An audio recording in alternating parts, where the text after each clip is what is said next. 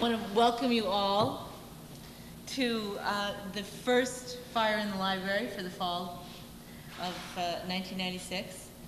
I'm welcome my class and the people from the outside. We have tonight, we're very lucky to have two extraordinary people to talk with. On my right is Rick Lowe, and Rick is an artist born on a sharecropping farm. Is that what you told me, Rick? Yes. Alabama. In Alabama, who became a visual artist and is now doing a very exciting project called Project Row Housing in Houston, and is involved in intensive social action. And I'm going to let you talk about that. But first of all, I'm going to say that on my left, we have Sam Mockbee. Sam is also from the South. Sam is from Canton, Mississippi, and is also an artist, a painter, and an architect, and a thinker, and a teacher. And we're here to have a fire in the library, to cross-pollinate minds, to see where we can go in this conversation. So I thought that it might be interesting. Why don't we start by, why don't you talk a little bit about what's the kind of work that you've done, and because I think a lot of people here don't know about. Talk about maybe where you came from, and then Sam, maybe you can do the same, and then we'll get going. How's that sound? Okay. Yeah, I'll try not to go on too long before I let Sam get in his. But that rival between Alabama and Mississippi there, we want to keep it balanced here to start off. Yeah, I was trained as a painter in a little small school in Georgia, Columbus, Georgia, and I've produced paintings and stuff for the past 15, 16 years. What kind of paintings were they? Figurative paintings, and did they have a specific subject matter, or did they? Well, wait a minute, you're not supposed to ask me yet. What do you mean? Okay, go ahead. Wait, I'm not ready yet. Okay. I'm not ready to answer any questions yet. Okay. No, just kidding. No, I think what you're hitting at is what was the essence of the paintings and the work. Well, I'm from like you said, from a sharecropping farm, very poor background, and so I've always been a person interested in trying to figure out how to make the situations for poor people better. I remember all the way back in junior high school, organizing against the mean teachers and stuff, just always trying to figure out how to, facilitate what I considered what was just. And so that naturally went into my work as an artist. And so early on, I basically, did paintings and work that was about social issues that I felt relevant to people from my background. But it didn't take too long for me to feel the limitations of the two-dimensional surface as a way of expression, and I kind of moved that or transformed that structure into more installation environments, and I did that until I. Ooh, we're getting catered and everything. Yeah, just keep talking. We're going to probably have some people drifting in. So Okay. I hope. Yeah. Okay. Yeah. So anyway, I lost the thought. I lost myself. You lost it. Just a minute. Let me just interrupt. Did you find us okay? Is it pretty easy to find us? Well, I'm glad you're here, but I'm just concerned because I know we had a lot of people coming from outside, and I'm wondering if it's hard to track. What's that? It is. I know him. Yeah. It's Rodney Ross. Yeah. Okay. I'm wondering if there's anything we could do. But you did find us, huh? Okay, so you were saying, did that help? Did that help? Yeah, that's good. Okay, so I started doing installation work, And but still, I felt the restrictions of that, and actually having a real impact on the communities that I was interested in.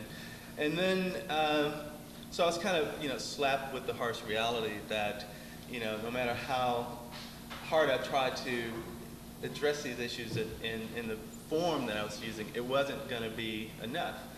And so then I just kind of, it was really kind of an empty feeling at a point when you feel like you've developed your work to a point that you're having an impact, and all of a sudden you realize that it's not. So then you have to like go back and do a little soul searching. And in that process, what I did was what was natural to me was to go back into the kind of activist role and, just kind of submerge myself into the community that I was interested in. And I always feel like if you really, if you put yourself in the place where your heart is, then ideas and things will come out and tell you how to express yourself, how to work best in that community. You figure that out by actually being in it as opposed to looking at it.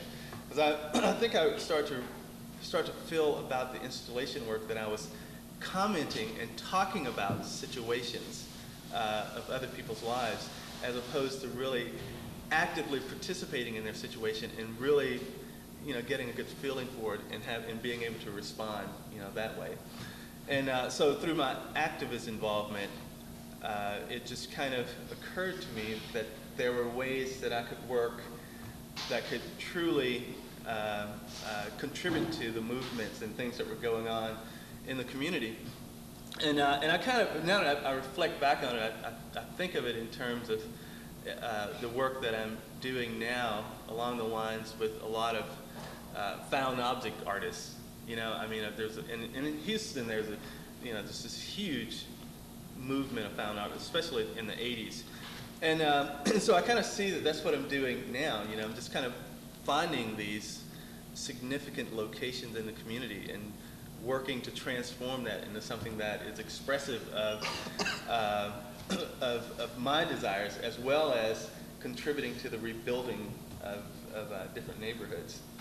The project that Eugenia spoke about in Houston is called Project Row Houses, and I don't have any slides. I didn't bring any slides, but because oftentimes, looking at slides, you can't really get it anyway because it's so interactive. But what I did there was I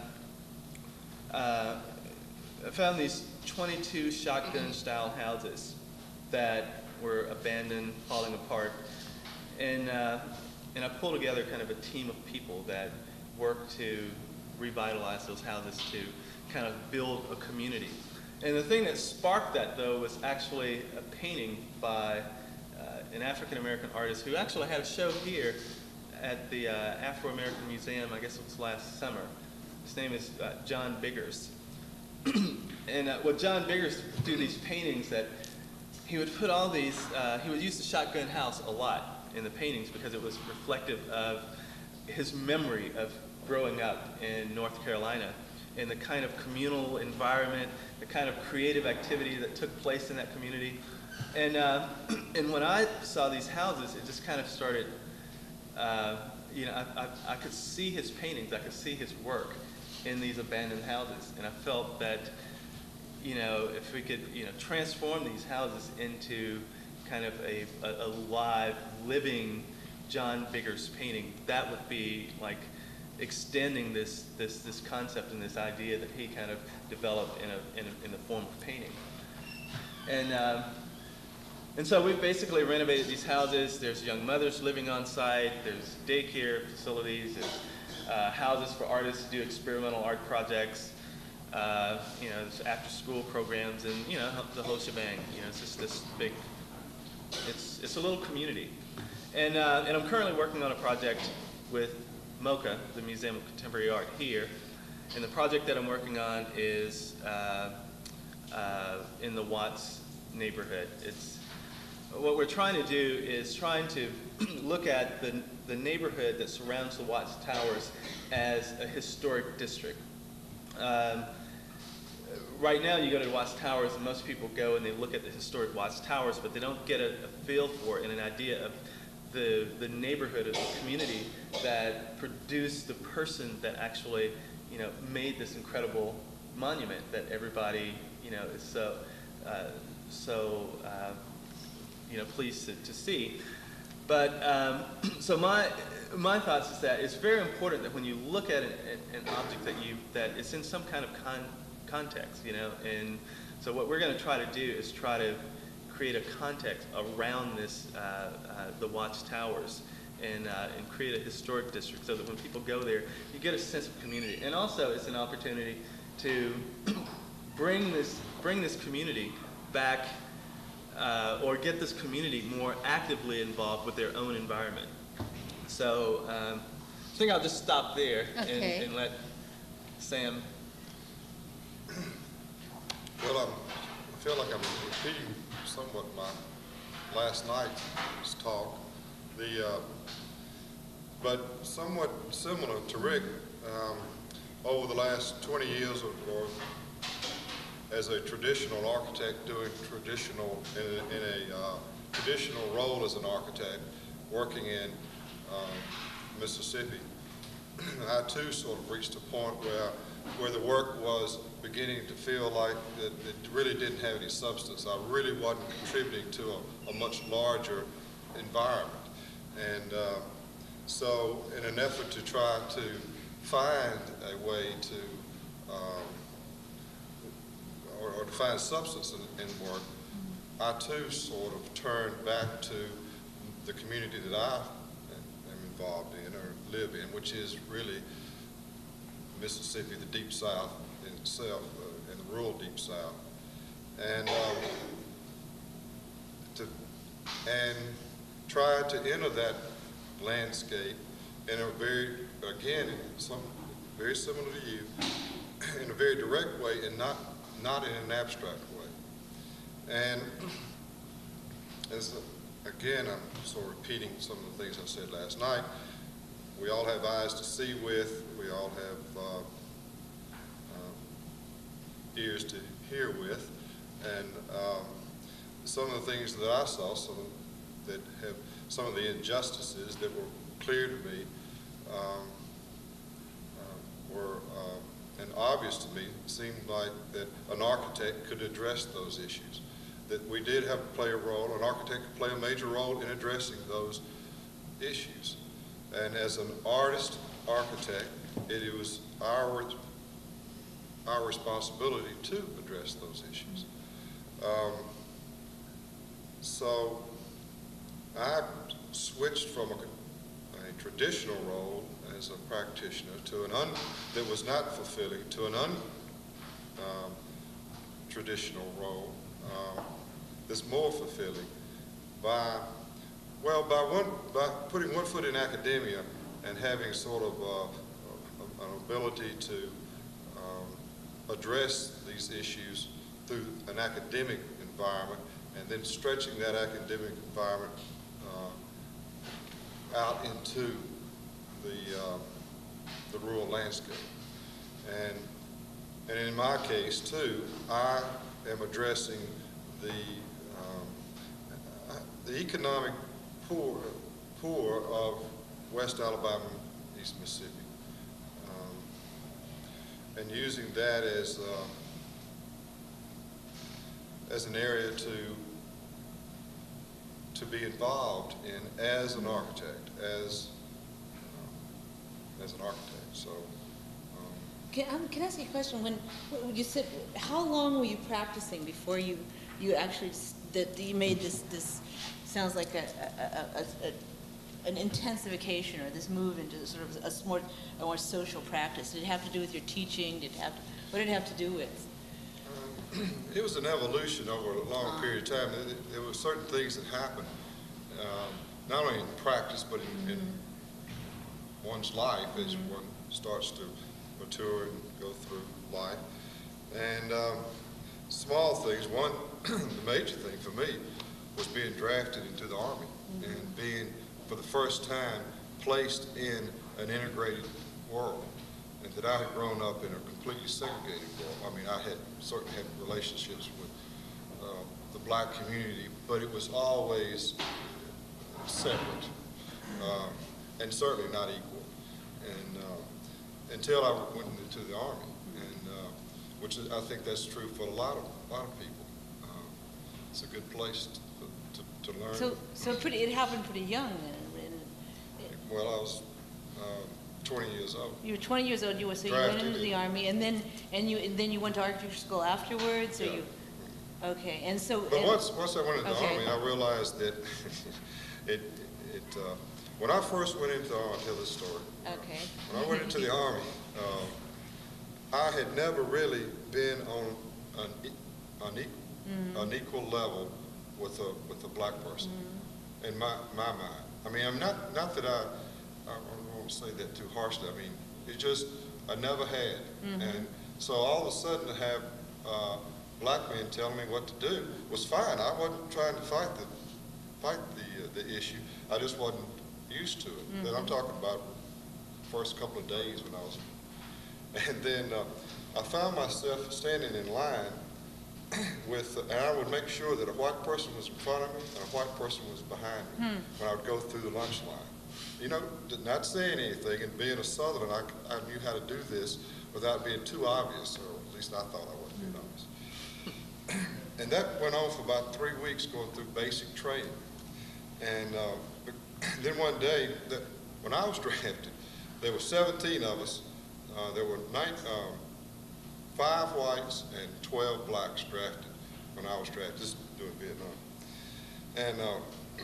And we're all from Mississippi, got sent to Fort Benning, Georgia. And it was in the dead of winter. And we were out on a firing range one day after about the 4th week, and we're all tired and hungry and cold.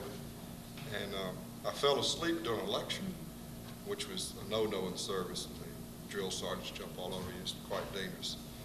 I was asleep, and all of a sudden I woke up. I found myself waking up. And when I woke up, I realized that I was surrounded by these black guys from Mississippi that I'd become real good friends with.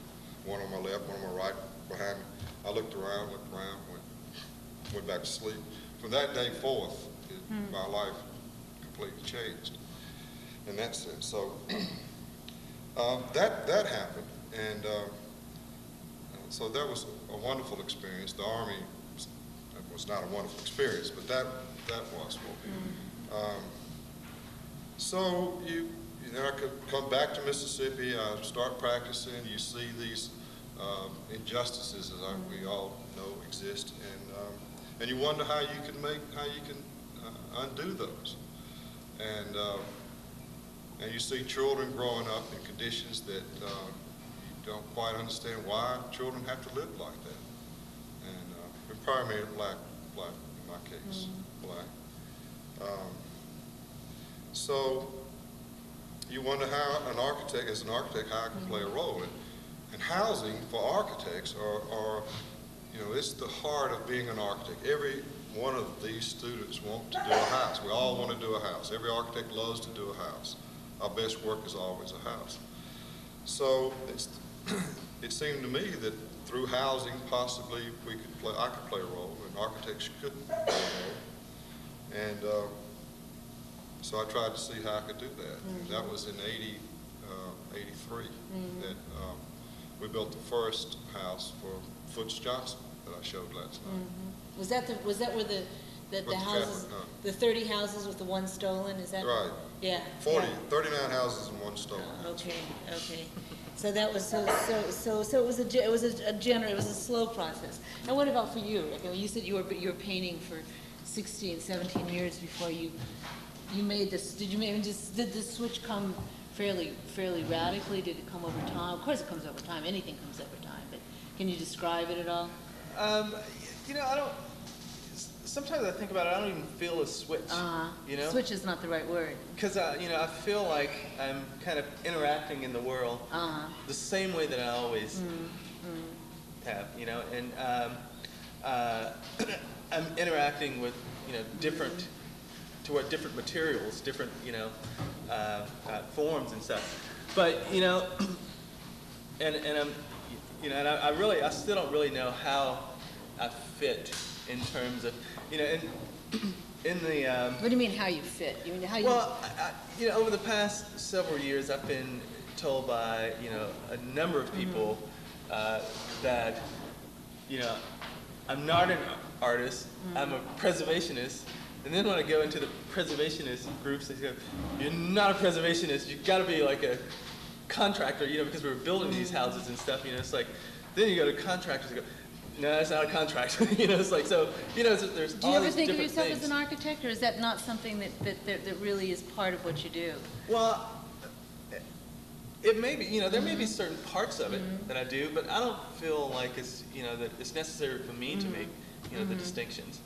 I probably use a little bit of everything, I mean, if you want to, if you really looked at it that way, I'm probably part, psychologist too, I mean, because it's a real, working in the community like that, it's a very psychological thing too, so. Oh, that's interesting. It's one of the things that I'm struck by as I hear the architect Sam Yu very clearly. There's a real sense of the practice, of there's a confine of the practice. I am an architect, and it's curious to me that it's not the same for an artist. Or I guess it is the same for an artist. It's just a different. You're dealing with building. You're dealing with creating homes, creating structures. But you think about it conceptually in a different way. Is that true? Is that? Well, I don't feel confined as an architect. I just happen to be an architect and using architecture as a way. I happen to pick architecture as a way to practice or to be as a way to practice. Let me ask you this: do you have to make a building to be an architect? Is that like? Is that something that? Is that one of the musts to be an architect? Because then, as an artist, people say, well, sometimes it boils down to the fact that if you're not making a painting or sculpture or whatever, then it kind of move you out of In the what broad, people... not in the broad definition, no, certainly not. In the broad definition. What do you mean in the broad definition? Well, in the broad definition, you are an architect. What you're doing. Yeah, I could say that you're an architect. But in a more narrow definition, then you actually have to construct something. In a legal sense. Yeah, but maybe. Yeah. But in an ethical sense, you are an architect. What do you mean by that, Sam? In an ethical And what sense? he's doing with those row houses and and how he has injected his imagination, his talent into that block is what an architect would also. Yeah. The same intent, the same role that is the role of an architect as well as an artist. And also the sense of moral passion. One of the things that I'm struck by what both of you do is that there's this, that's the word that comes to my mind. Maybe that's not the right word, but there's a sense of that there's a desire to change things that comes through, whatever the practice is that you call it, and whatever the practice is that you've experienced, the practice of art or the practice of architecture, and that this driving passion to make a change is something that's so interesting to me right now, because I think that we're at a time where that change is so important that we're living in a culture which is in deep crisis in many ways, and that ability for, and it seems to me that many times when you look at the world, that this being of the artist or this being of the architect is a very small part of this very large kind of, at least as I see it, this kind of very, very,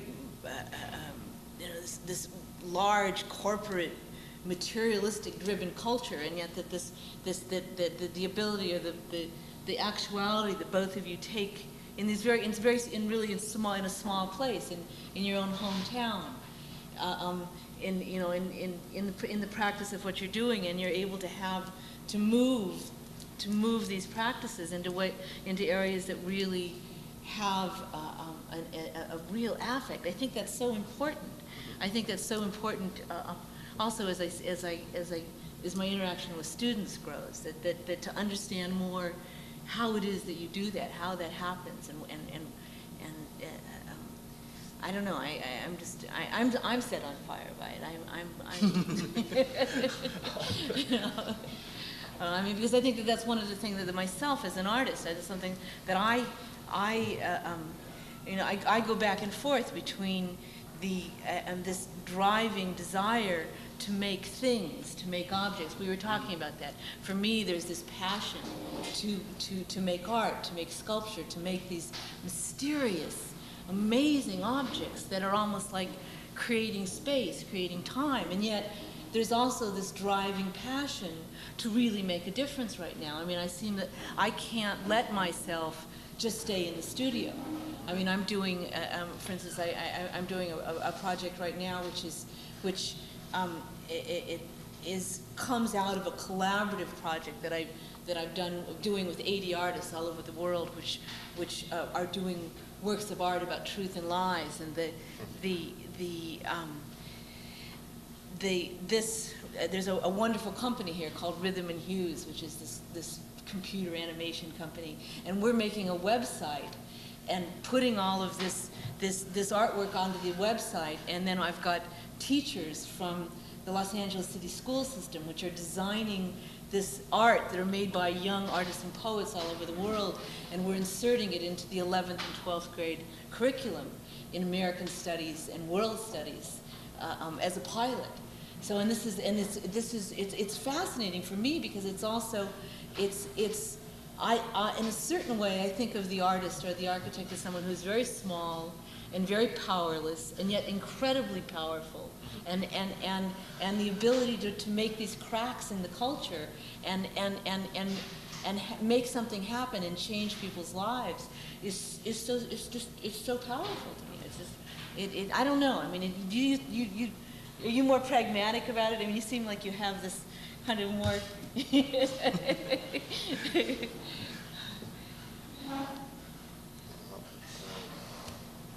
I lost you. What now? What about you? What about you? I mean, how does it feel to you? How do you take it? Where does it go? Well, the thing, when you were talking there, you were talking about, this passion for making objects and stuff. I love to see wonderful objects made. But the thing that strikes me the most, that gets me most excited, is the potential that comes into view when people interact in a process, and so the objects that come out of that, it's wonderful. But I get really excited about, that interaction, that interaction between, the artist and his materials, whether and I'm speaking more in terms of the social. The collaboration in a sense. Yeah. Well, that's. I mean, there's infinite amount of possibilities of beautiful things happening when you start to interact. And when you interact, when you're actually doing something, I think that's as well. I mean, a lot of the things that I'm doing now are collaborative. They involve people from all over the world but for me. Well, no, there's no difference. I mean, there's the action, there's the interaction, there's the dialogue, there's the incredible life-changing process that happens in the interaction. That I don't know. I would think they would happen also as well within for instance, the practice with the students. I mean, and I don't know. I don't want to say what's true for you, but there's this fascination with making objects, and those objects are out there. And they're going to have a life of their own, and they've been made by a very classical art process, but also a generatively different process because it's collaborative, because it's a group activity. And I think that's probably why I'm fascinated with the field of architecture, because it is a group activity. Yeah, it's a group. Probably not as much as it should be, though. What do you mean by that? Go explain that a little bit. Well, You know, I mean, I can see it. I mean, I haven't, you know, I don't interact with a lot of architects, but over the past few years, I have interacted with a number of student groups. And well, Sam, you were in Houston a few weeks back, and one of the architecture professors at University of Houston has often had her students to work with me on different projects. And I can just see in certain students, there's some that feel very, you know, comfortable with opening themselves up, you know, and developing the ideas for what the thing's going to be based on that. But there are others, I mean, they come with a, you know, and everybody says that they're open, but you know, I guess there are degrees of open. Sure, you know? sure. And you know, I could see in probably more than half the students that there is a kind of you know, a preconceived notion of what is, and then they try to work things into that. Well, but it's also, I think it's also a sense of safety. I mean, I don't know. I think when I think about the experience of teaching architecture students as different from teaching art students, I think that my architecture students, they're more grounded. There's something real, hands-on that they're doing. That within their practice, which is different right now than I think the practice of art. I think I see a lot of my art students in almost in crisis, because there are no, there's a lot, there seems to be, it's very abstract and there's very few confines, and yet it's all confines, and that's, but the practices are intertwined in this very mysterious way. I mean, I think about the mural that you made. I wish I'd brought the what do you call that thing? A monograph. The pictures of the what? Could you describe the you know, mural that you made in the? Because that's a process where that's a thing. It's an art, a piece of art that's existing in people's lives in a way that is really fascinating, because it's intersecting very viscerally, in a way far different than most art interacts with people's lives, and that really fascinates me. I want to hear a little bit more. Well, this is, Yeah. I just have to say, this is going to be very interesting for me, because I haven't seen anything Sam has done, ever. So so just go ahead and paint this picture. It'll be kind of interesting to Well, see I it. want to back up a little, or not back up, but pick up what you just said about this openness thing, the layers that we all seem to, or the baggage we all seem to come with preconceived ideas, say, to a project like yours at Watts, or if we're all sitting here listening to you talk about your project at Watts, every one of us are starting to already conjure up ideas and what we should do, and they're all preconceived. And what I think has to happen is that you need to suspend those until you do go to Watts and really become and understand that landscape. And for me, what my goal is with students at the Rural Studio is to take them out, knowing that they're coming with certain sentiments and certain preconceived ideas, certain prejudices, and to allow them to enter into that landscape and discover for themselves and reevaluate those. Now, the really good students are those who are willing to really open up their eyes and their ears and to be honest about what they're seeing, smelling, and hearing, feeling, touching, eating, and understanding that, so that they suspend those abstract opinions. It's the worst thing in the world to have these abstract. Everybody's got them. What do you mean by abstract opinions? Give us an example. Preconceived Give us an abstract example. opinion. For example is, when you build a house for a low-income house for a low-income house, inevitably I'll have a student or parent or some, or fact, not a faculty member, so I won't blame it on them, but to come to me and say, now, did y'all make that? Did you make the walls out of concrete block? Because you know those poor folks don't really know how to keep a house, and they'll bust up. You know, it's already preconceived that they're going to bust the wall all over, and that's just not true. It's just not true, and that you know the wild stories that we all hear about. They're going to take the toilet out and that sort of preconceived. Preconceived what what is needed for that family is a basic shelter. And this is what I have some trouble with. Some philanthropic groups who build for low income feel like that if you build 4 walls and a roof, a slab, and move them into the house, they're better off than living in some shack down in Masons Bend, Alabama.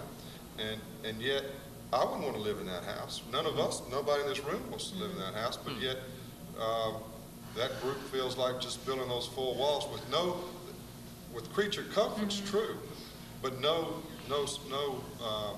shelter for the soul at all. What about Jimmy Carter's houses? What are those like?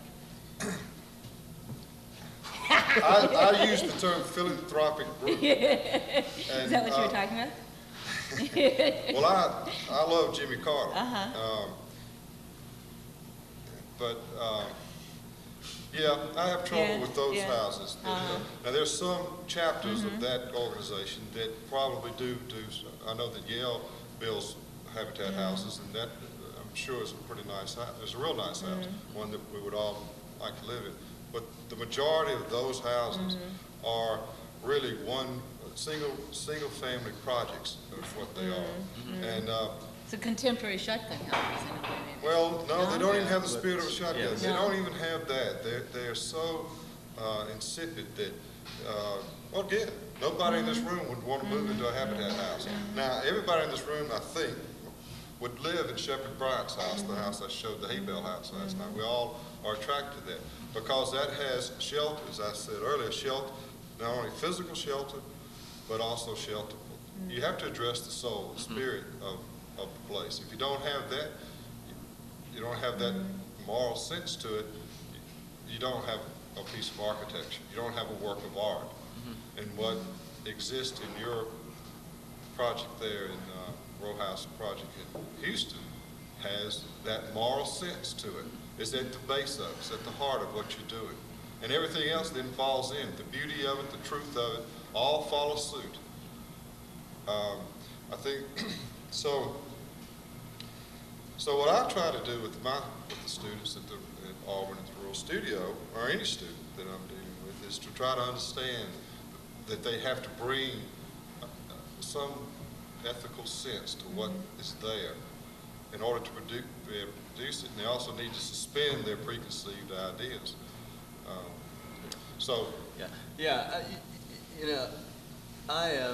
But real quick, let me finish up. And the mural that I did, and Rick, you won't quite understand it, but the mural that those paintings that I did are continuing to do are really an evolution. I've sort of started my own mythology at this stage because I've been doing it for 5 years, and all my. When you say it's your own mythology, what do you mean by that? Well, these Shepherd Bryant and Bertha Baldwin and Lizzie Baldwin have all become sort of. I've got they've turned into characters or so you mythical paint gods. them. They're in the painting. Those paintings that y'all saw that I didn't talk about at all are all about those. It's a continuing narrative. But it was a way for me to enter into that landscape. I get personally, not personally to. When you say enter into that landscape, what do you mean? Well, that painting is Lizzie Baldwin's. Is at Lizzie Baldwin's house out in Sheridan, Mississippi, which is not even it's not even. I don't think it's in. Well, it does have a zip code, but she's even 4 miles from there, out in rural Mississippi.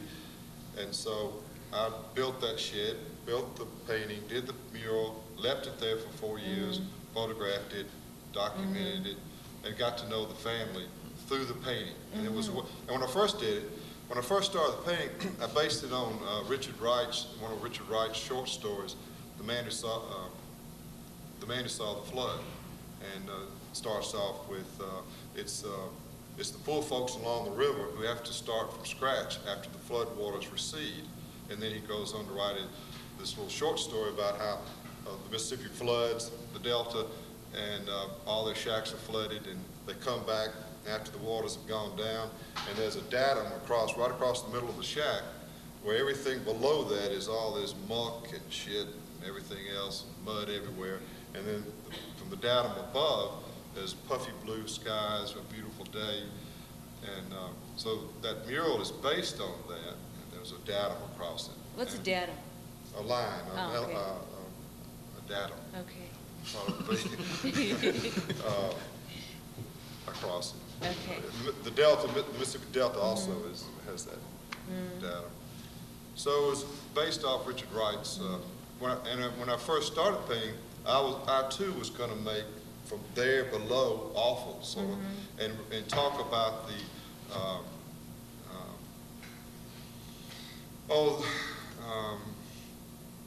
well, not to aestheticize poverty, but I was going to try to make it as awful as I could.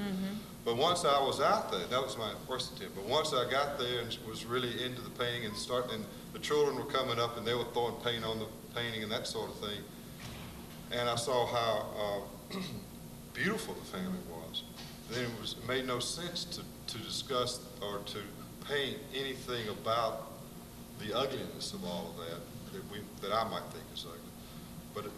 But I discovered the beauty of this family, the treasures that this family has, that most middle affluent America would consider to be. I mean, Bertha's is not married, has 5 children by 2 different men. You know. When you said you wanted to enter that landscape, did you mean that you wanted to, in a sense, you wanted to get to know these people? You wanted to be in their yard? What do you mean by you wanted to enter the landscape? Well, physically and yeah, physically, emotionally. Did you know them at all before? Did Yeah, you?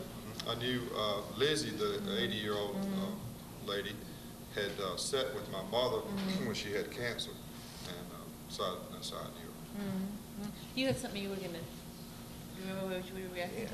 Yeah, I was just kind of reacting to this, the issue, the ethical issue that is bringing up, and I think that's really, really important for architects and artists, because especially when architects, they deal with people's living environments, and it's important, I think, that you do consider that the work that you're doing is something that you would make for yourself, that you would enjoy, being a part of. And I think sometimes that's a very tough thing, though, because if what do you mean? Go a little bit further. Well, it's very tough. I mean, I find myself in this situation with the with the project that I'm working toward in Watts. I mean, I don't live there, and so I'm coming with kind of an idea of what I think would be a preconceived notion, in a sense. Suitable. So how do you break those down? Well, I think it's Sam kind of hit it. You have to kind of put yourself in there. In some way or another, you have to put yourself in there.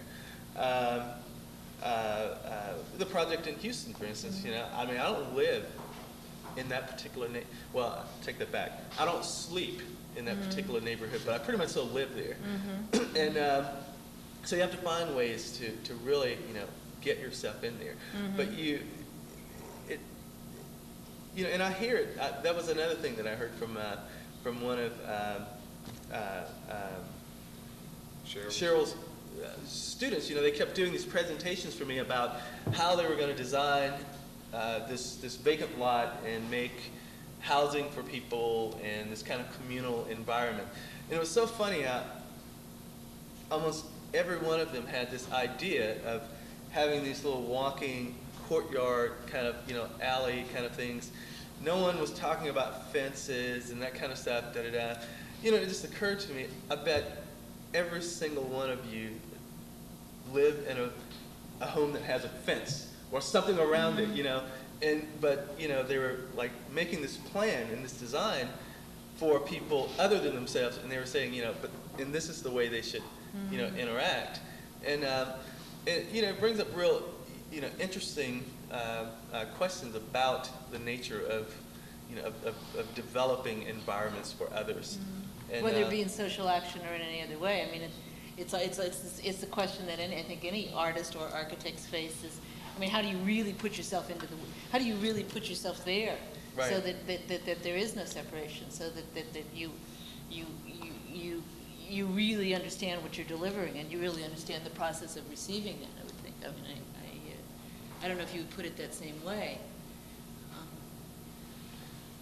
Well, yeah, I just think it's very difficult, and I don't think, I don't know if there are any answers as to, you know, how you deal with that, but it's certainly something that it's always on my mind. You know, well, I mean, just today, for instance, you know, I went to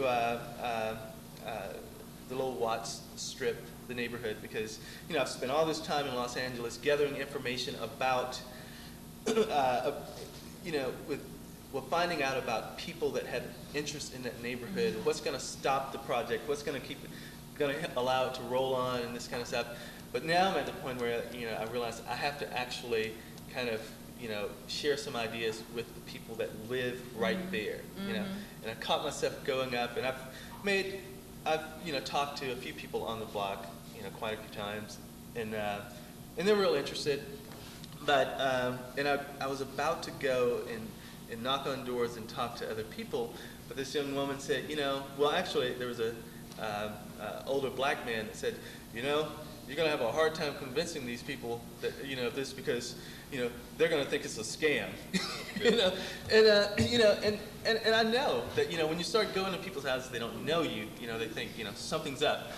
And even the family that I have developed a relationship with, somewhat, you know, just talking to them off and on, the daughter was telling me today that her mother, who doesn't speak English, told her to ask me, like, well, once again, you know, ask him once again, you know, how much money is this going to cost us?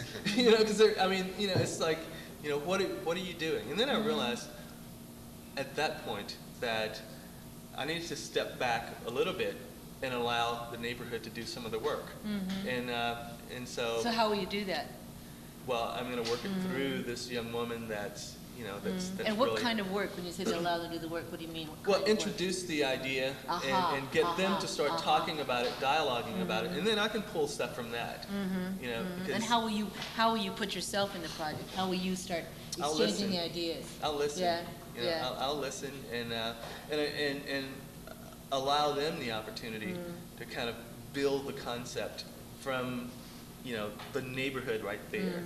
You know, I mean, I have a broader view of how I think it should go, and I'll kind of use that to nudge and push things. But it's really, they're going to have to do it. Yeah. Can you talk about your broader view? Can you give us a bird's eye view of what you see? Because don't you think, in a sense, that's like, I think about that as in, like, Sam, you talked last night about the drawings, that there always is this initial impulse that you make as a creator, which has a lot to do with in a very connected way with what actually happens, even though there's all of this input. Yeah, but you have to be careful not to do that too quickly. Yeah. You have to have done some, I guess, use the word research, been there. Before you do your drawing. Yeah, you have to know what the variables are, you have to know what the givens are, you have to understand the place, and not just superficial qualities either, but you need to understand the place, and which is, you know, always your primary connection. Which is what you're really talking about right now. And once you feel like you understand place and the program or whatever it is you're dealing with, then you try to plug into the muse, as I like to call it, or nothing happens, you know. And that's, for me, it's that initial sketch is really important. And for me, I think that the initial sketch is always an emotion. It's really not, it's sort of suspending all of that for a moment, and then letting the hand take over and seeing where it takes you. So where do you think you are in that? I mean, is your process similar? Is that, you would describe that process similarly? Exactly. Yeah, really. Yeah, exactly. You're welcome. And then, so where do you think you are in that process right now with this particular project? Basically, still the kind of research stage. I mean, you know, and the thing is, unlike Sam's an architect, and he can do that initial sketch. You know, I can't really do the initial sketch. So what do you do? I rely on architects.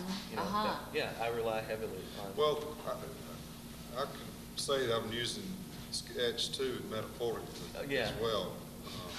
Often it's not necessarily a sketch, it's still, because even the Rural Studio, the stuff I do at the Rural Studio, there's no sketching for me in that, but I'm always, at some point, trying to plug in to how the studio can evolve, and, which I think is probably close to what Yeah. what you're doing. So you're not at the stage where There's a quiet moment that happens that you are going to start to think about it, feel it out, think it out. Oh yeah. I Feel mean, it out. you know, and in those terms, if you're meaning sketch that way, then that's always kind of happening. And it's very fluid though. You know, it's not like a very definite thing. So do you want to sketch out the process a little bit more? I'm curious as to. No? Would you rather go someplace else? Do you want to go someplace else? Yeah, let's go someplace else, Okay. because that process is so, it's so complex right now. Is it really? Yeah. Because It's sort of like a collage for me. It would be sort of like a collage. Yeah. And found objects, right. and sort of seeing what you can do with them, and see if they're speaking to you somehow.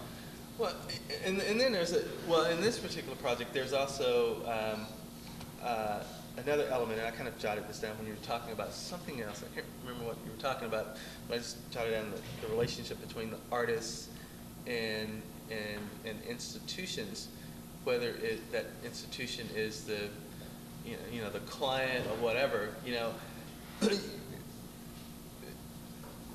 that will have an effect on how the actual process develops and grows. And I wrote that down because I was just thinking of how meaningful those relationships are. I mean, even just working on this project here and working with the museum for the first time has been very interesting for me. I mean, it's been it's been a wonderful experience, actually, having to kind of watch your project grow. I mean, like the project in Houston that I did, everything was totally intuitive. It was really like magic. I mean, there were things that were happening that no one would have thought that would happen. I mean, we were in situations where we had lined up 250 volunteers and maybe I don't know, $15,000-$20,000 worth of materials and supplies ready to be brought to the site in 2 weeks, and then all of a sudden we had a foreclosure on the properties, and and the new owners were like, we don't want to deal with you. And it's like, wait a minute, and then all of a sudden, I mean, just this angel just kind of came in and dropped down some money, and it was like, boom, and I could have never, done that in the way that I'm working on the project here. But at the same time, I think it's kind of a growth process to be able to, watch the magic, but also, give it a structure and that it can work through. Is there something? Did you have a question? You sound like you were. Yeah. I wanted to know, aside from all these wonderful words, how did this thing in Houston come together? Did you just go down there and squat on this property and then, I don't get a picture of how it worked. Did you just take over this depressed property with a gun? How did that happen? Yeah, it was, actually, the more I think back at it, and I think this happens oftentimes, there are things that it's already there. It's just waiting on someone to bring it forward, because there was no reason that anyone should have thought this thing could work. And I'll just kind of sketch it out, how it progressed, and it was, you'll see, it was kind of interesting. In the fall of 1992, I found the location, and I talked to some friends about it, and I said, this is something that should happen. I believe it could happen. And a friend of mine that ran an alternative art space there said, well, we should apply to the National Endowment of the Arts for Art in Public Places grant. And I said, yeah, that sounds great, but I don't even know who owns the property. I don't even know, I don't know anything about it. I've just seen it, And he said, well, that's okay. Let's just do it anyway. And so we made the application to the National Endowment for the Arts and asked them for $40,000. And I didn't even know who the owner was. But meanwhile, I found out that the owner was a Chinese architect who was living in Taiwan. And I couldn't find him. I couldn't make contact with him. But meanwhile, this grant was going to the NEA, and all of a sudden I started getting calls from the NEA saying, this is one of the most exciting things we've heard of, and it has to happen, And I became really good friends with the grants officers, a guy named Bert Kubley, and so when he called and he was like, there's a really good chance that you guys can get this grant. Everybody loves it, but we need a letter confirming that you own the properties and And meanwhile, and I said, well, Bert, the reality is that, I don't even know where the guy is. I can't, contact. I don't even know him. And but then, things kind of. I made contact with him, and the NEA basically just kind of, allowed me to use their support as leverage. They sent me letters of intent to grant this project, in which I was able to use with the guy who owned the properties, as and also to to get the community kind of whipped up around it.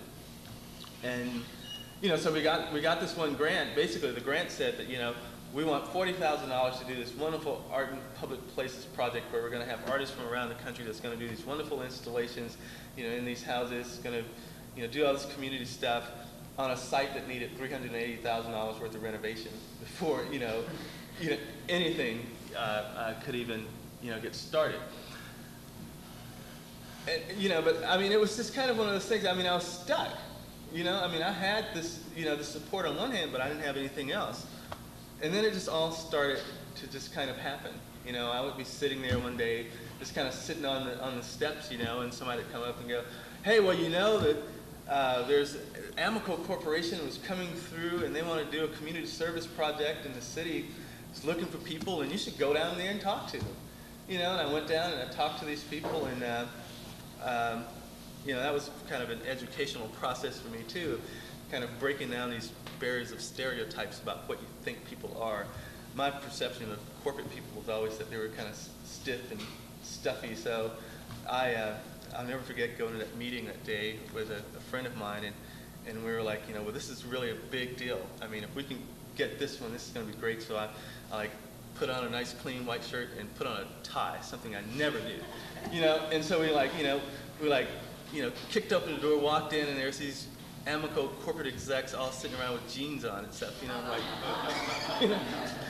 But so it was little things like that, and they bought into it, and then, it just kept growing,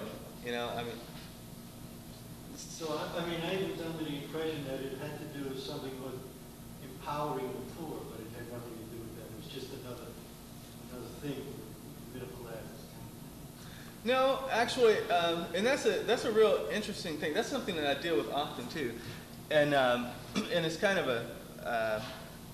I think that people with big institutions have a problem. They see it from different perspectives, and I've been dealing with this kind of with Mocha, the curator at Mocha. And we were talking about this just today. She was, she's very concerned about Mocha getting too involved in this community-based project and having it be, a Mocha project and not about the community. But what I'm finding, more often is that people in, depressed communities don't mind that big companies, want to contribute and make things happen in their neighborhood. And so what happened with this process was that while, there weren't the resources in the neighborhood to do this at all. I mean, if we had to rely on the resources in that neighborhood, it would have never happened. But they did come out and participate, in volunteering or whatever. And they actually, it was that volunteer effort of the neighborhood, of the people in the neighborhood going out working on a, weekend after weekend, that actually, I think gave, these people with Amico the feeling that, this is something that's special. This is something that has some spirit here, and we should, lend some support to it. But if I think I understand your question, you're saying was it just an artist event? Is that what you're saying? Yeah, that's what I'm saying. Yeah, but no, I think that but it's also why don't you talk about some of the other things that are, I think that was the first, wasn't that the first house? I mean, because there's a number of things that have come out of this. There's housing for. There's housing for young single mothers that. One of the things that when we developed the site, because unlike the Watts area, this was a vacant. It was just completely open, so we could plug in whatever we wanted. There were these 20 old houses. Yeah. And what does it like? What are they being used for now? What are the uses now? There's 5 for young single mothers. We have 5 young mothers living there with 6 children. A mentor family that lives there because we're trying to create some guidance for them. They have an on-site daycare house. And what's the makeup of the mentor family? What is that about? Oh, it's just a mother with a child that I think she has a master's in social work and from that community. And is that working? Is that kind of mentorship program working? Is that? Oh God. It's working because it's active. Now I'm not going to say it's perfect. Of course not. Of course not. You're not going to make something. It would be very suspect if it was perfect. Right. Yeah. So and I'm watching it with wonder all the time. What works, what doesn't work. Which. What are some of the things that haven't worked? I think probably maintaining one of the things that I wanted to do when I started this thing was to get the affluent African American community involved, and to create a situation where they can give back to this. And I'm kind of disappointed in the sense of the day-to-day activities. I mean, they will, when we have events and stuff, they're involved, they support in that way. But one of the important things about building, this kind of community, I think, is to have people that are succeeding in moving out of the community also come back and kind of, serve as, maybe role models of whatever, for the people that are there. And that's one of the. So that's what the mentor. So you've the 5. We have the 5 housing for the women, and the mentor house. And what else is in what is it? Is in the 20 houses? We have 8 houses where we invite artists from around the country to come in and do projects, and I call them art labs, because we're not interested in people coming in doing exhibits, although some artists will utilize a space like that. But what we're most interested in is people coming in, kind of experimenting with this idea of art as something that could contribute to social change, and extending their creative thought to people, in the community. What kind of projects have been done? Do you find it happening? I think that's very interesting, actually. Yeah, it's happening. I would say probably about 40% of the artists are really utilizing the opportunity in a way that I see fit. And I'm kind of interested as to what's the there's these 2 pictures of I was thinking about your mural as this which is this very solid. This is one person's activity in this backyard of these people's house, and here is a more of a group activity, which in a sense is the same way. It's the interjection of of something from the outside, an idea about art or improvement, or, as you said, moving into the place. And I'm just curious as to what do you think the parallels are? What do you think the differences are? Do you?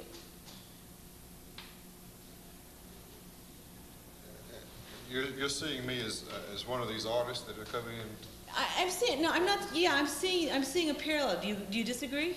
Go ahead and disagree. Somewhat parallel. Yeah. But, Where do you agree and where do you disagree? no, I don't know exactly. The results of those artists who come to Rick's and the art studios, I don't know the total intent. Exactly what. But it does sound like you're doing the piece there at the house was kind of a way, kind of something that I push and I kind of encourage artists to do, is to really extend themselves, to the community in some capacity. And What kind of things are being done? Maybe that's an interesting way to maybe, because what kind of projects have been done? well, What's some of the projects that you love the most? I think one of the more interesting projects was just recently, where this artist who was a photographer, and he had this idea of creating a visual archive of the neighborhood, because these neighborhoods are always changing. I mean, we talk about that all the time, how things are constantly being torn down and shipped around, and history's just lost. So he had this idea that he wanted to create a third ward archive, which is Third ward is being where the houses are. Yeah. Okay.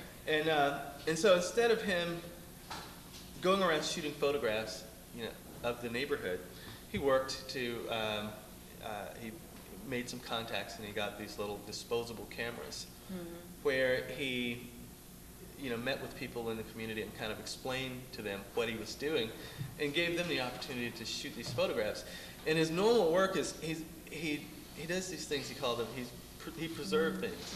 He does these big installations where he covered the walls from floor to ceiling with these glass jars of things that he's found, and he'll go to places where things have been burned down and put them in, and it makes really interesting kind of color patterns and stuff, and just the stuff that's there. And so he set out to do this with this photography thing, and it worked. It was incredible. It was. And did people in the community respond to it? Oh yeah. Yeah. In what kind of ways? Well, they, out of 150 cameras, 140 came back. That was pretty amazing. Yeah. And they responded so well, just in the sense that it was a way of them to see themselves, to see their community. Do they see it as art, do you think, or do they see it as seeing themselves? I mean, are those kind of constructs, or? Well, I don't know. I mean, considering the fact that as artists, most of us can't really agree on what art is, I don't expect that the community is going to have a unified idea of what art is. And good, yeah, that's a good answer. But I also say, though, that I think that people I really enjoy the response that the things that I call art gets from people who are not trained, because they're so honest in their reception of what they're seeing. Go ahead. You got something? I know. I'm curious. I'm kind of curious as to your reaction a minute ago when you said, "Well, is that the same thing or is it a different thing?" And I'd really be interested to hear how you see it's different. No, there is a parallel. You're right. I haven't reached a conclusion with the intent of these murals. Okay. And the intent was that when I would create a mural out there, that I would somewhat enter into the landscape, step over the threshold. There's a threshold in each one of those three rooms that those children were in, photographed in the last night's show. And the reason for that is that whenever we were building the Fitz-Johnson's house, whenever I brought someone out to help build on that house, who, white usually, and had never really gone into, although that we've all grown up around these black shacks, but they never had really gone inside, stepped over the threshold into it, and experienced that world from the inside. Never been in their house before, their shack before. And I've discovered that when I bring people out to help work on this house, their opinions changed. If I could get them just to come out. And so the murals were constructed in an effort, because I can't bring all of these fine people to Sharon, Mississippi to visit Foots Johnson's house and to really experience what it's like. I was trying, through these paintings, to somehow represent that. Now, these paintings all sit out there and they've never been shown anywhere, and so I don't know how, if those murals were here at the SCI-Arc, all set up, the paintings were all set up, I don't know exactly how everyone would react. But does it matter? No, no, doesn't matter. Yeah, what it matters, I would hope somehow they would be affected by what they saw and maybe be curious or rethink their thoughts. So if you put those, so your desire, your intent would be, if you put those murals here, that they would act as a magnet. They would draw people into the project that you're doing in Mississippi. Right, and then maybe by seeing the photographs of those children in the mural, and then there's the mural with absent of those children, and maybe someone's child runs up, climbs in the mural, that there'd be a reciprocity there that they would somehow pick up. Now I'm being, who knows how any of y'all would react if you saw the murals outside of their environment in a setting. I don't know. That's the reason I said I hadn't come to a conclusion yet. Well, I mean, it reminds me, it's also, in a sense, it's kind of like who you are. And one of the things that fascinates me about Sam Mockbee is that I was sitting with somebody at dinner last night, and they were saying, well, you know, I grew up in a little tiny town like Sam did, and I wanted to get away as fast as I could, you know, as soon as I hit 12 or 13 or 14 or 18. And yet somehow you've been able to, I mean, you have this deep sense of place as you talk about it. I mean, you somehow have had it's like the mural in the backyard. I mean, that's actually one of the things where you're very different, and you've gone out from where you are, you've stayed home from where you are. And I'm real curious. I don't even know exactly how to ask what exactly the question is, but what is it? What is it? Why did you not leave? What kept you so strongly rooted to that one place, this tiny little wonderful place that you came from and that you lived in? Have you always been there? Well, I mean, I always lived in Meridian, Mississippi, or Alabama. But I come from a family that, and I'll tell you, well, what's interesting, if you were to ask, in Masons Bend, Alabama, where I showed it, which is a pocket of poverty of 15 black families that I showed last night. And you ask one of those families to move from there 3 miles, well, they might move 3 miles, but 5 or 6 or 10 miles away into a Habitat house. They won't do it. They won't move because their family's right there. Their aunts, their uncles, their grandmothers, they're all buried there. They all want to go to church right there, and they won't move. They won't go to Tuscaloosa because their family's there. And I guess that's the same that could be said for me in the same way. So you feel empowered there. I feel that's comfortable where you're there. And I'm saying that because I want to get back to his thing there about empowerment. You know, I mean, that was kind of interesting. I mean, I'm curious about your idea about what empowerment means. Well, when I first listened to you, I thought that what you were doing was going into a neighborhood in order to make that neighborhood do something for itself. That you weren't just going in there to do an art project. And then when I heard that you were going to Watts to, with some auspices of a museum, the whole thing struck me as quite odd, to tell you the truth. Mhm. Because first of all, I thought, what does a museum like a modern museum know about Watts? Mhm. And what do you know about Watts? Mhm. Unless you had some experience in Houston where you empowered a group of people in their neighborhood to better themselves or to build better housing. That's what I wanted to find out. And that's what I did find out. That's what Yeah, yeah. you know, so I Well, understand yeah. what you did now. Yeah, but there was something that you said about that, though, that I think that, you know, I always have to remind myself, and I don't know if you're seeing this way, this is just the way it's kind of coming out, is that I have to remind myself that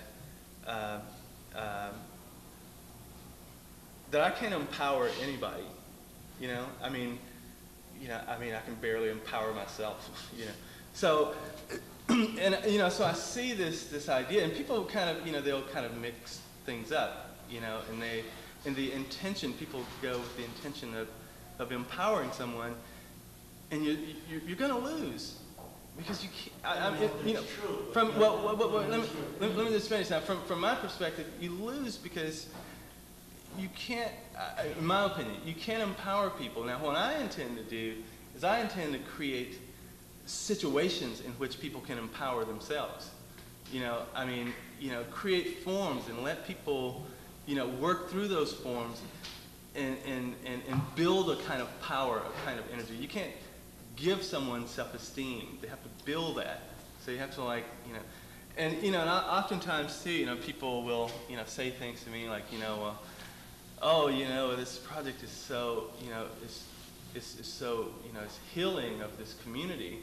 And, That's what I said, yeah. you know, but, you know, that's not something for me to, you know, to do. I mean, at some point I think I might have thought that I was, you know, contributing to the healing of this community. But the more I worked at it, the more I realized that that community was healing me. You know, it was allowing me to do what it is that my passion drove me to do.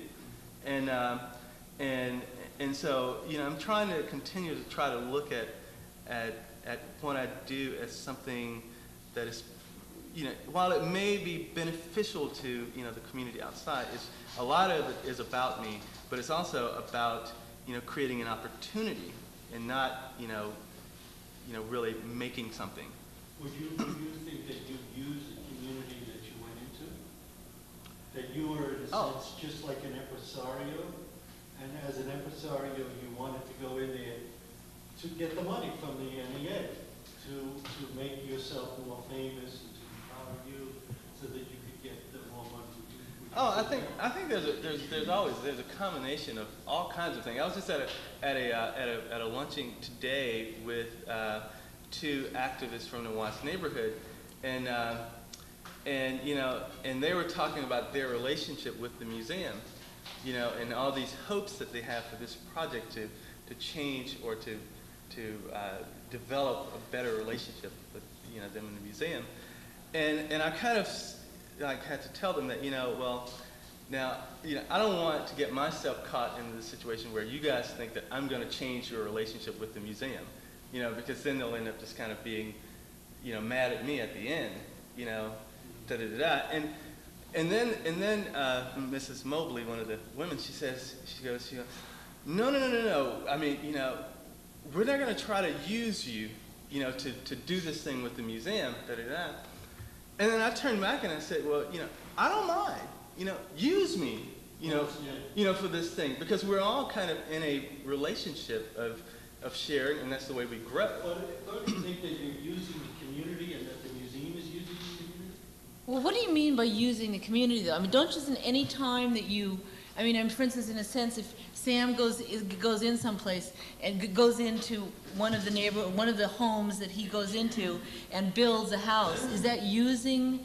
Is that? Look at it just on the surface. Here's a museum, which is a white organization. But does it seem like using to you because it's in an art context? Is that what? It seems like what they're doing, the museum is using a black community once. That's what it seems like. But why is it? Why is it? Because is it because? Because the museum wants to justify itself, so the museum has to feel that it's doing some kind of outreach, so that that will come back to them.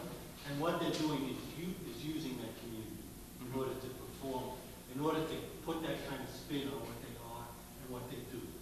That's what it seems like to me. And any other picture you present doesn't smack as any kind of truth. What do you think? So that's how I see the museum, and I just see them as using you. Now, you may get something from that, and that's fine. There's nothing wrong with that, right? Yeah. But, call, Well, call as you see it, right? Yeah, I mean, and you did. And yeah, I mean, when you go out to work on a job, I mean, somebody's, using you. I mean, they're using your time. Sure, right. And But you look for an equitable, right for you. yeah, and you look for an equitable relationship there, and that's what you try to strive toward, Right. an The equitable museum is getting relationship. some, you're getting some. That's, to me, appealing, Right. right? And the community's getting something. The community, sure, they get, whatever crumbs the museum is throwing down. But why do you need to keep phrasing it in this real kind of negatory way? And why is it why do you assume that the community is getting crumbs? I mean, I'm trying to understand. Because if you're using the community, if you're not empowering that community, all they're getting is crumbs. The only way that you get something real is if you made that community look at itself and do it for itself. Well, That would be empowering the community. And if you could do that, then you're not giving the community crumbs. You're giving them something real. Then they could go out and build houses or build a tower or do whatever they want. When you empower the community, that's what you do. When you don't empower the community, you give them crumbs. That's how I see it. So what would be an action of empowering the community? What would be an action? Teach people how to do carpentry. Show them how to open a grocery store. And you don't think Design them a grocery you store don't- so they can work in it. you don't think Make sure that they know how to do. There's a million things. Well, this is kind of funny. I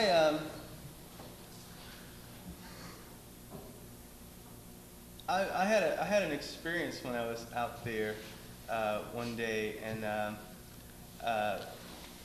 it enlightens me because I'm much more interested in seeing people empower themselves. I mean, I think that's because they find it, and and I was out there one day and I was trying to think of how am I going to present this empowering idea, to this, to the residents here, and after looking around and kind of seeing this man doing a little welding on a fence over there, and I went over and I talked to him, and he's, I was like, what's going on here? He says, well, I'm practicing welding. I don't know how to do it, but I'm just kind of working on it, and the fence looked really great, because, I don't live here, but, the people that live here, they needed a fence, and I'm just working on it, and da-da-da-da.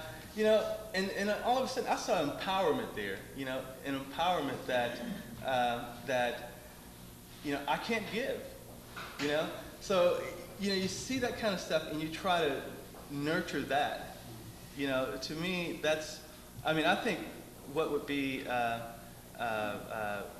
less empowering if the museum came down and said, here's $500,000 to do this project, and let's fix these folks' houses and stuff. To me, that's less empowering. Yeah. I mean, so this process of my going there and interacting and trying to find out where those seeds of empowerment already are, to me that's empowerment. Absolutely. No, I agree. Okay, I mean, I'm okay. Yeah. All right. But that's a real interesting, topic about empowerment and who's empowering whom, and at what cost. Yeah, Edgar. I have a question for this gentleman. Josh. What do you think that the Museum of Contemporary Art is getting from the Boston community? What they're getting is they're getting the right spin on what they do. That's what they're getting. They're getting the spin. I mean, because it seems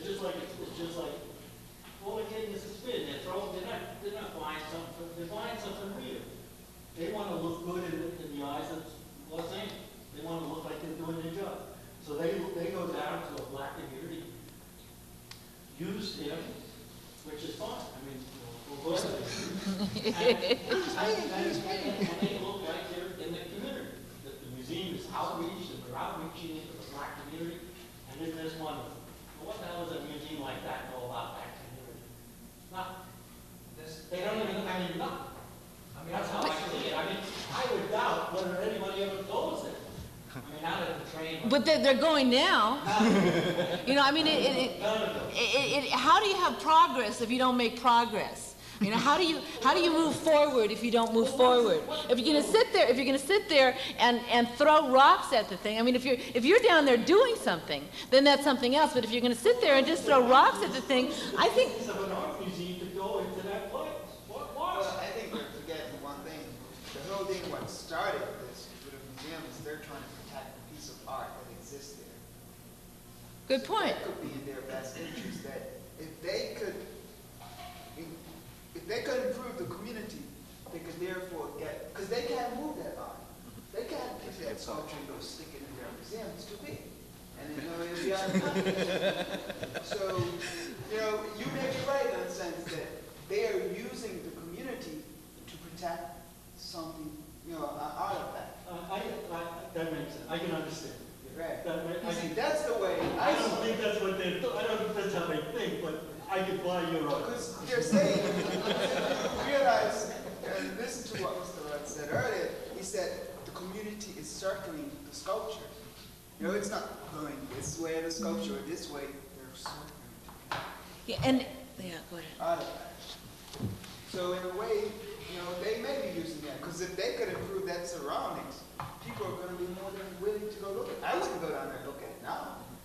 I'll be scared to death. I went down there in 1965. Yeah, but you didn't have a neighborhood because it exists here today.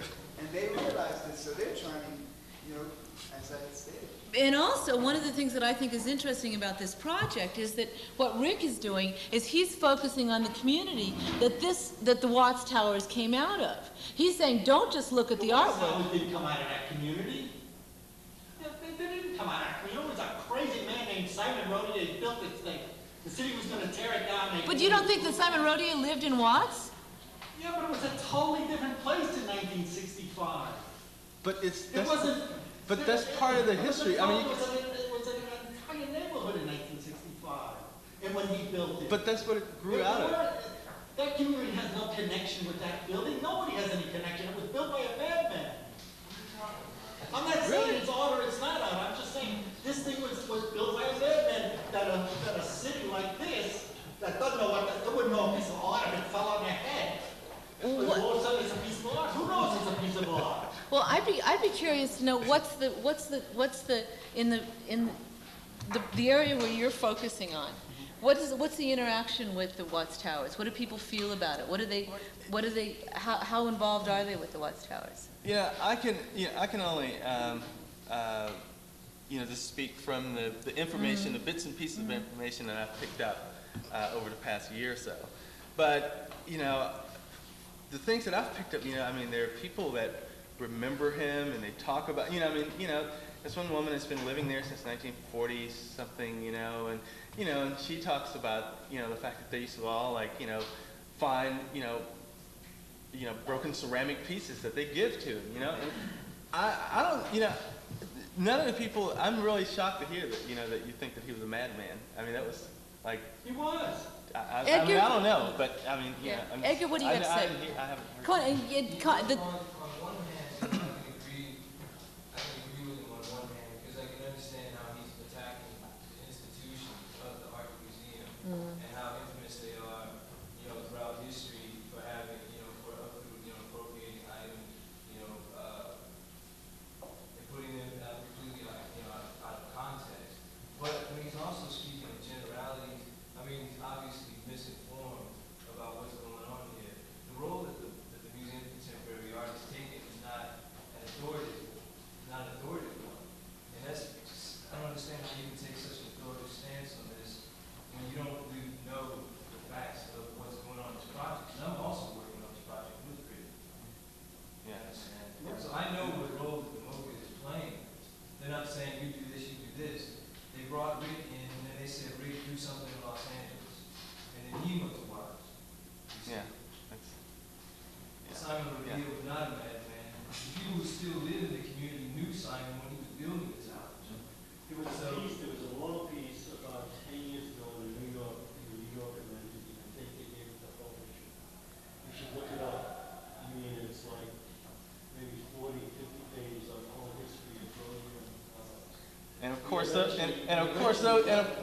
And of course, those guys know Simon much better than the woman. That Yeah, those guys in New York, yeah. they know it much better. And I think there's something else here. I think that we're kind of getting off the track here, because I think that part of what I'm interested in focusing, one of the things that made me very curious about these two people is the ability to, however hesitatingly, however many wrong steps you make along the way, these are artists and architects who are out in the community making change. And you don't, any time that you do something, particularly when you pioneer something, you're going to make a lot of mistakes. You're going to screw up. You're going to alienate people. But if you've got a vision and you understand how to carry it through, we have the capacity to be able to change the community around us. Nobody has a huge vision that can answer, that can say, I know how this is supposed to be. But every single one of us have some part of that vision and have the capacity to be out there acting and doing. And I think that, particularly in the culture that we're living in right now, is one of the most exciting things we've got going on. I also wanted to mention how, when talking to the neighbors in the neighborhood, how they did support Simon when he was building the towers. How, they would take like the broken plates and the junk that they had, and they would give it to him so he could build the towers. I mean, so the support was there. You can't say that the community wasn't there. The community has always been there. But it was, But you can't say that the community was was not a totally different community. I don't know where we get these notions of how a community, all of a sudden just in 1 year, we switch, everyone moved in, and you moved out, and you moved in. No. Maybe the question should be asked in the community. I mean, what does the community think of the project that's happening? We've obviously talked to some of the people who are living in the area. What are their thoughts about the project? Those are the people to ask. Yeah, I think, in this process, the thing that I'm interested in, because the community changes, but I'm not saying that it's a different community. I mean, there is, history sticks with places, and but I'm real interested in looking at the site from the history of the people that are living there now, all the way back, through when the neighborhood first came into being, and they're all very excited about that, because they're all interested in knowing the history of the place that they are, and and in terms of the the Watchtowers, I mean, I don't know how anybody could live across the street from a place that's so amazing and not be affected by it in some way.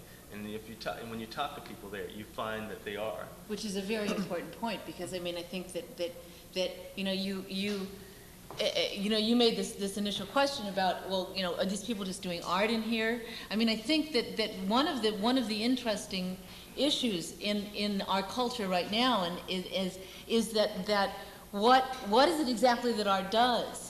I mean, we're on one hand, we're talking about, we're building houses, we're making something very real, we're making a dwelling place, we're making a shelter. Sam is talking about making something which is very beautiful, but is warm and dry and noble. And we're also talking about this very mysterious, changing, strange act, which is the act of making art, in a culture where none of us really understand what it is to make art, or what exactly is that, how is that animal functioning right now? But I think to come in and say that it is deleterious, or that it is questionable, is I mean, I think there's a tremendous amount of art in our culture which is deleterious and is questionable. But I don't think we want to attack the doing of it, and I mean, I think you're completely correct to question and to challenge, but I think you have to be very careful not to go on the attacking, because I think I think that probably a question in every one of these minds in some places will. I know that the students that I have in this class, who are both artists and architects, are thinking about, well, what is the connection between these two things? What is it to make art? What is it to make architecture? Particularly when you're in when we're living in a society that not everybody in this room is going to end up making art or making architecture, but maybe is going to do something else which is really important in the community. So to be able to see, to look at these people who are actually doing these actions, these interventions. However, I mean, very interesting that in an urban setting, there's all of this controversy. I'd be very interested to know from Sam, Yes. is it a peaceful, is the process of doing these houses in Mississippi, is it a completely peaceful process? Or do you run into controversy? Do you run into resistance? What is the process like for you? And I'd like to just add to that question, have you ever designed something or made something for an environment for someone that they just went no, absolutely no, and after you've invested a lot into the process. You got two questions. I've done schematic design twice that clients, completely shot me down. But no, I haven't done, I haven't run into a problem of proceeding with a project at a client and completely bombing out on it. I might have had some relationships that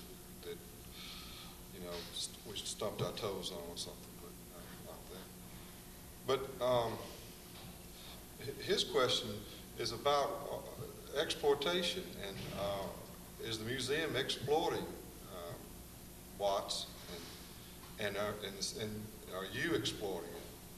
And I'm assuming you're moving in good faith with the museum and with the community that this is not about exploitation.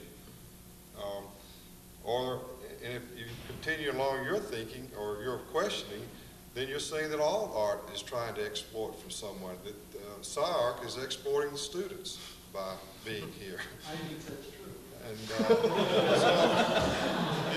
so He's consistent.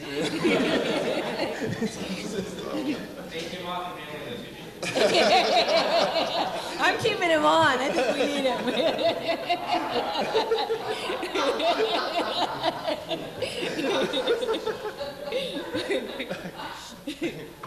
I mean, I think this is really valuable. I mean, I think you need to turn these turtles over.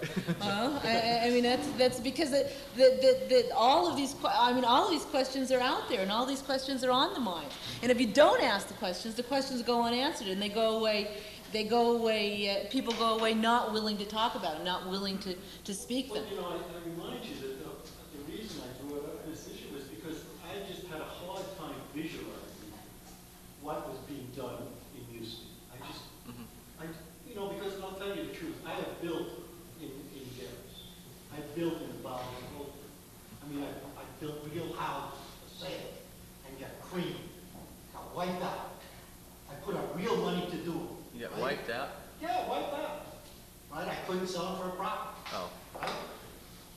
I mean, I lost money on doing it. So I have a little. I lost money too. Yeah. I mean, mine was a losing venture.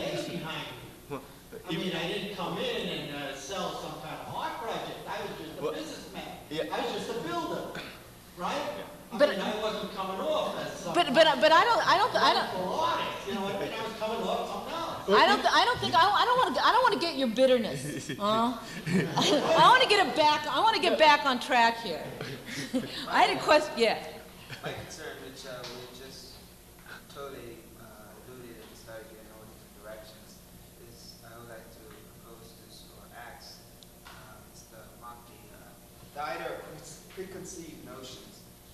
When you said that you give the students the project and they start, no architects start with advice and preconceived ideas of what the solution may be. Do they, in turn, when knowing the problem they're up against, use those preconceived notions to their advantage? Like, for instance, if you say the toilet, if he's never had a toilet in the house, how do you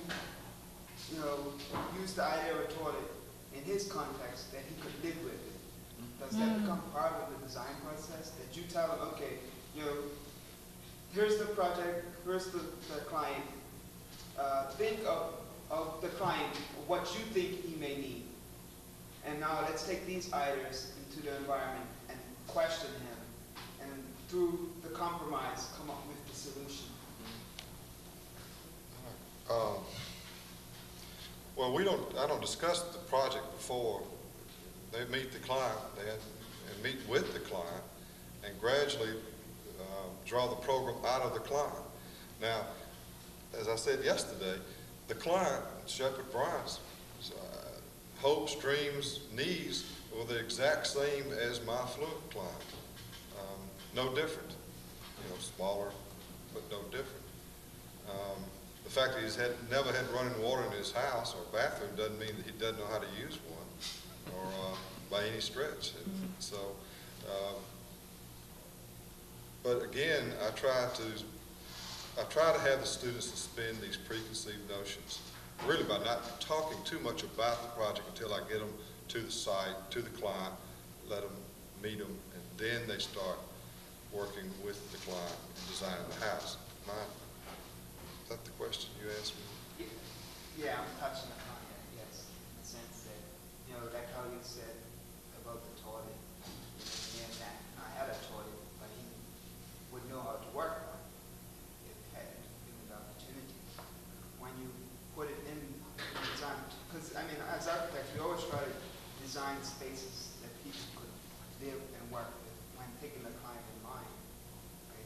When you put the toilet in there, you can put it in the context that it wasn't a toilet, that it was an outhouse. It's just ways of. Well, he doesn't. Believe me, he doesn't.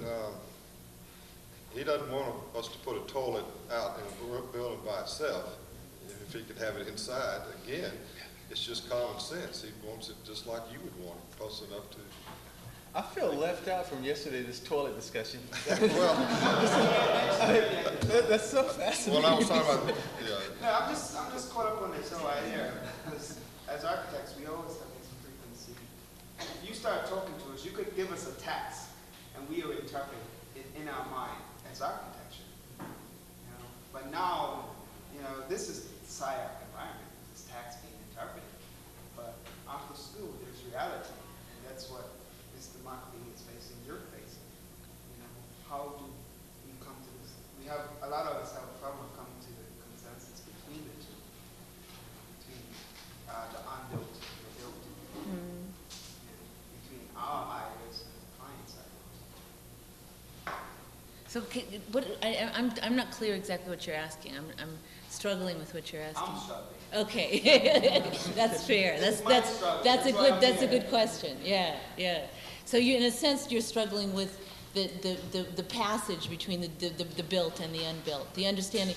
Maybe you're asking about Sam's process here a little bit more. well, in school, the client is your studio client. But we're having there's some projects happening at SCI-Arc where you do have clients, like the shelter we're building now, and so it starts to expose you. Is that what you're trying to make that leap from academia to professional world, and that? Because the both of you have been put into these contexts through dealing with people, the social aspect. And actually doing, in real time, real space doing, right? Yeah. Well, I think it's just real important for you to get out and meet people, work with people as soon as possible. It's certainly not a comfortable thing to do, though. It's not comfortable, but it has to be done. But I think that's an important aspect of it. It's very. Yeah. Well, you run a certain risk, but in the higher the risk, the higher the gains, Exactly. of course, the higher, bigger the fall for you. And I think you have to be willing to tolerate a lot of discomfort. I think that's true. You begin to love it, Love that level of discomfort. Really, yeah. Do you feel discomfort in your process? Do you feel it? Discomfort? Well, sometimes I'm apprehensive about certain aspects. But again, you deal with your client in good faith, that everyone's operating truthfully in a project, and you have the same sort of hopes and aspirations. Oh, thank you. Yeah, And thank you. try to stick to those. So you don't get uncomfortable. You don't have very many areas of discomfort in this process for Only yourself. when I feel like I'm being exploited. Yeah. Or they feel like they're being exploited. Yeah, yeah. But that comes after.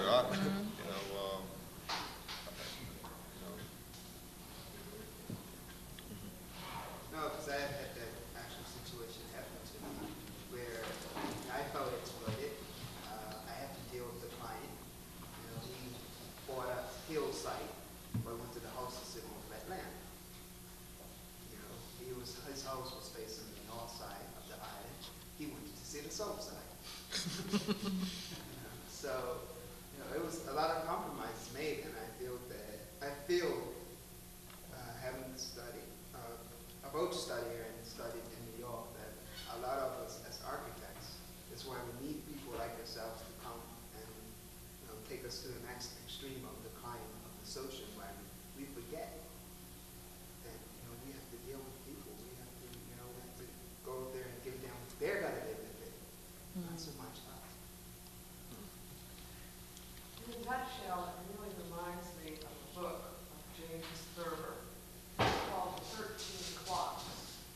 And there was a magician in it called Gullux. And the Gullux entertained the king. And Gullux' premise was, I do this trick for the king, and if this trick doesn't work, I've got to come up with another trick. And it's as simple as that. And if that trick doesn't work, I go on to another trick and see if that will work. And so through this, I don't think you arrive at discomfort. I think you arrive at adventure. I don't know. I mean, I think maybe our experience of adventure is different. I mean, for myself, I experience in my adventure times of extraordinary discomfort.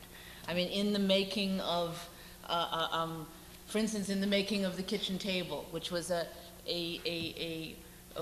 large dialogue piece which I did at the Contemporary Art Fair 2 years ago, which involved raising $180,000 in 2 months and bringing people from all over the world, and it was excruciatingly uncomfortable. I would wake up in absolute paralysis of fear at 4 in the morning saying, what the hell did I take on? But there was a vision and a sense of adventure that kept me moving toward the fruition of that, and a commitment and a sense of responsibility. Huh? But with that, Eugenia, and what I'm talking about are two parallel roads. So the answer that I'm giving is not the answer to you. Mm-hmm. Your answer is not the answer to me. That's true. Two parallel roads. That's true.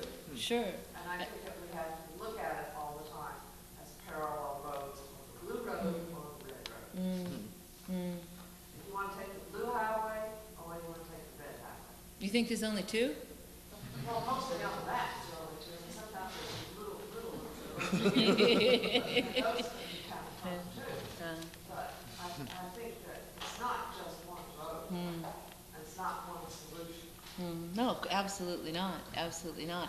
I mean, I'm kind of curious as to, I wonder if one of the reasons that your process is so comfortable is that you live in this town, that you have this incredible history in the place that you grew up. I mean, you are staying in the place where you are the most familiar, and that gives you a particular, incredibly valuable vantage point from which to work, which is perhaps peculiar in this very urban, transient society that we live in. I mean, maybe that's a particular, I don't know. I mean, you were saying that, and I was thinking about that. I was wondering, and I was also thinking, probably Rick, if you grew up in the same town, you would probably not have, or maybe you would. I don't know. Would you have that same sense of comfort? Huh? Oh yeah, I like where I grew up. Yeah. Yeah. I'm very comfortable there. I could just go and like make some mud huts there, you know, and be real happy. Do you go back there? Would you Oh, go yeah. back there and live and work? Oh, yeah. Yeah? Oh, I mean, I can't now, but, Why not? well, I'm working somewhere else. The question that I have actually, because your work is so place-bound in the South, and I'm curious how you might translate the language that you've developed and using the vernacular that exists in that landscape and take it into a place like Los Angeles, or Well, by dealing with the local, I am dealing with the university, and that there's really no difference among us. And so just because I happen to be in Mississippi doing what I'm doing doesn't necessarily mean I can't flip-flop those principles elsewhere. So I like that. That's great. Do you You're think?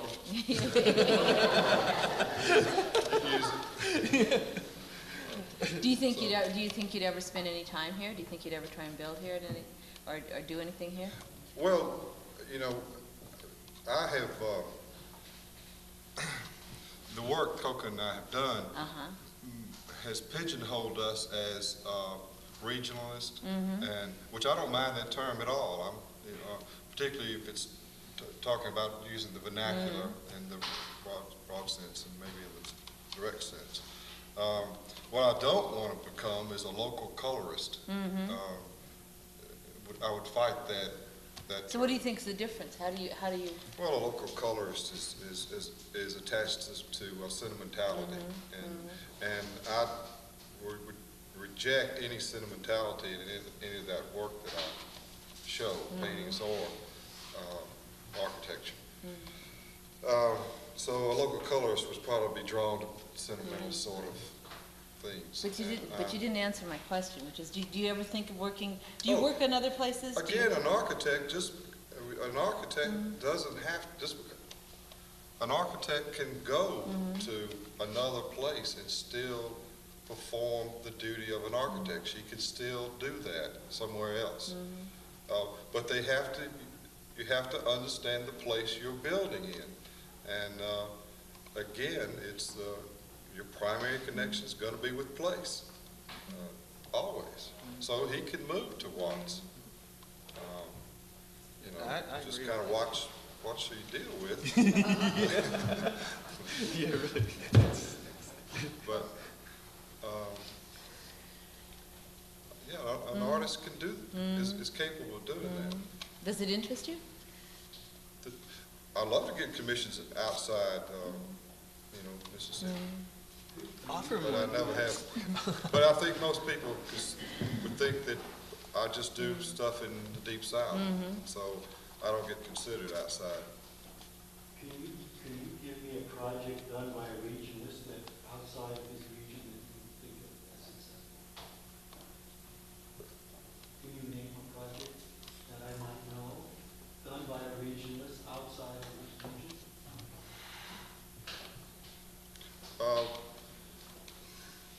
Well, I think of pre-doc.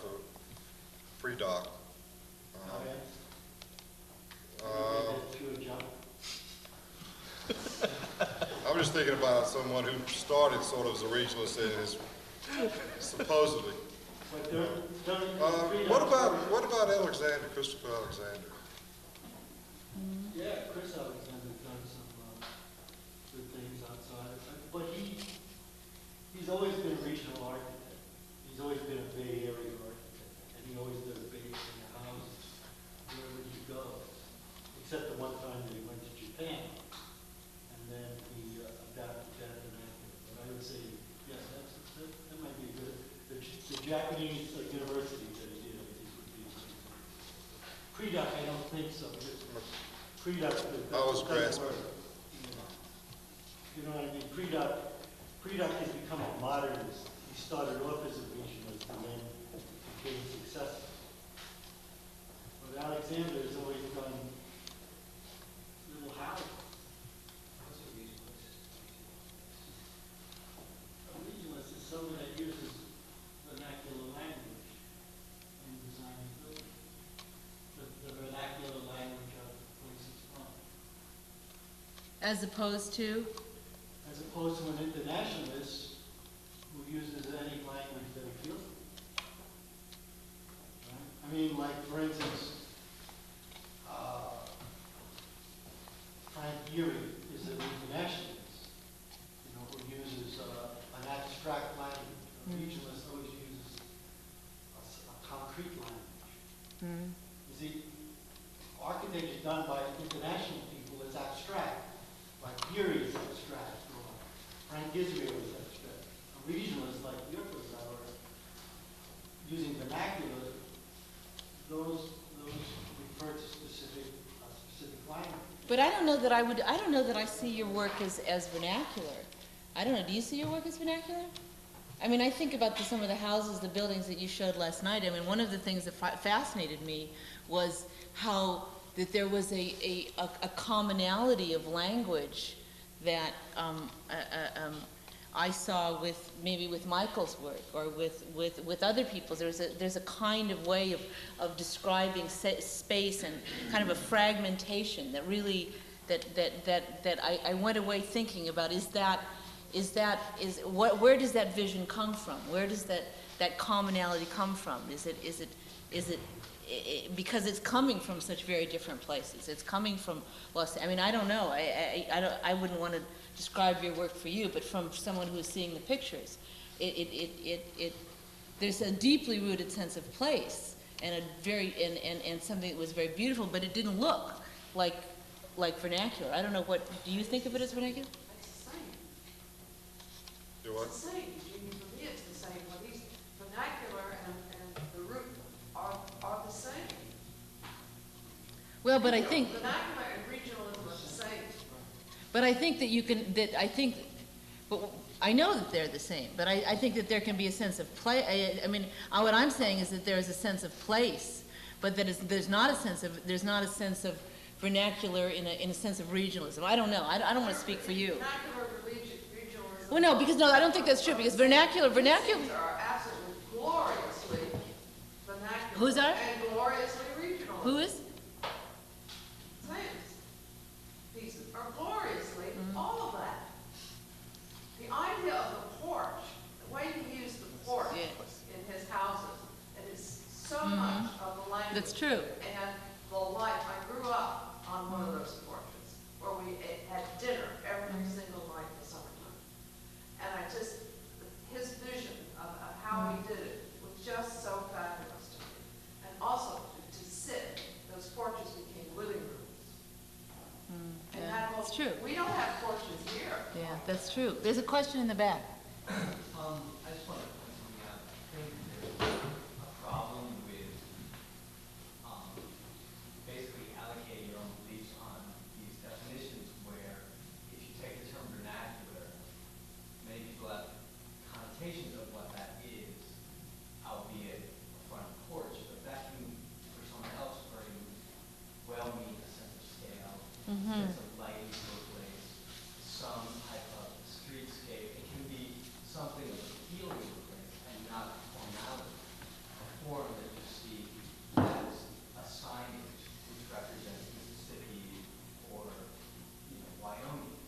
And I think that's a problem to say that certain things are quote unquote vernacular, not really knowing sort of the methodology of what went into the word in itself. And I believe that if you want to define Samuel Mockbee's work, it can fall under that category as a regional.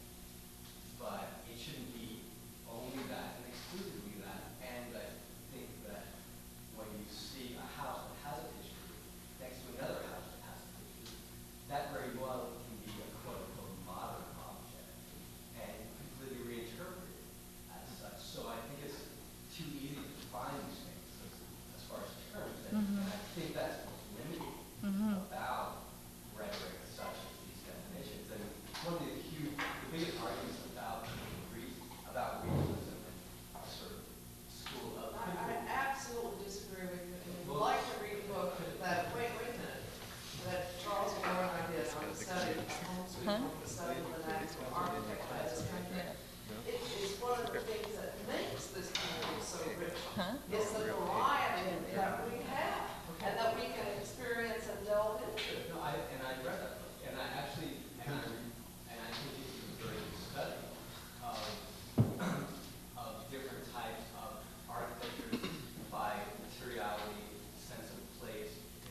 who I think one of went the in biggest there. arguments I got all night. You got what? where I've got all night, I said. You do? you're exposed to basically the entire world. And so you're no longer limited to your immediate physical The surroundings. book wasn't done meant to limit you.